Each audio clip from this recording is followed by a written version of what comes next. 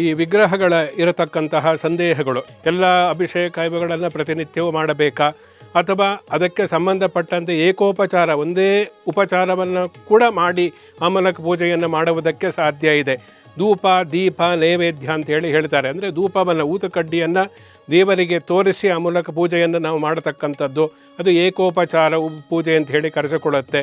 ಇನ್ನು ಸಮಯ ಇದ್ದರೆ ಮಂಗಳಾರತಿಯನ್ನು ಮಾಡ್ಬೋದು, ನೈವೇದ್ಯವನ್ನು ಮಾಡಬಹುದು. ನೈವೇದ್ಯವನ್ನು ಮಾಡಿದಾಗ ನಾವು ನೈವೇದ್ಯ ಯಾಕೆ ಮಾಡಬೇಕು ಅದನ್ನು ನಾವು ತಿಳಿದುಕೊಳ್ಳಬೇಕಾಗುತ್ತೆ.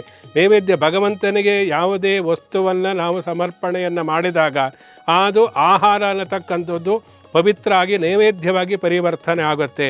ಅದರಿಂದ ಹಿಂದಿನ ಕಾಲದಲ್ಲಿ ಯಾವುದೇ ಹೊಸ ಧಾನ್ಯಗಳನ್ನು ತಂದಾಗ ದೇವರಿಗೆ ಕೊಟ್ಟು ಸಮರ್ಪಣೆಯನ್ನು ಮಾಡಿ ತಾನು ಸ್ವೀಕರಿಸ್ತಾ ಇದ್ದರು.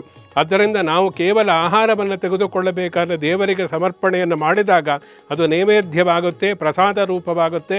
ಅದನ್ನು ನಾವು ಸ್ವೀಕರಿಸಿದಾಗ ಅದರಿಂದ ಯಾವುದೇ ರೀತಿಯಾದಂತಹ ವ್ಯತಿರಿಕ್ತವಾದಂತಹ ಪರಿಣಾಮ, ಈ ಫುಡ್ ಪಾಯ್ಸನ್ ಅಂತ ಹೇಳ್ತಾರೆ, ಈ ರೀತಿಯಾಗಿದ್ದು ಉಂಟಾಗುವುದಿಲ್ಲ.